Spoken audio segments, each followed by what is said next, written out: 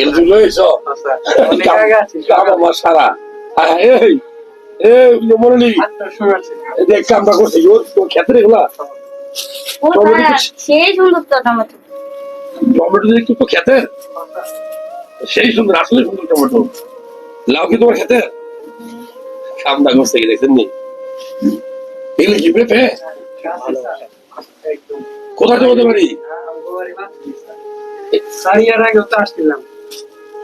দেখছেন কামটা করছে কি দেখছেন নি? যারা ভিডিও দেখছেন দেন, আমি একটা ছোট্ট মানুষ, হ্যাঁ ভালোবেসে দেন কত কিছু চলে আসে। আসলে জীবনে কিছু চাওয়ার নাই, ইজ্জত দেওয়ার মালিক সৃষ্টিকর্তা আসলে।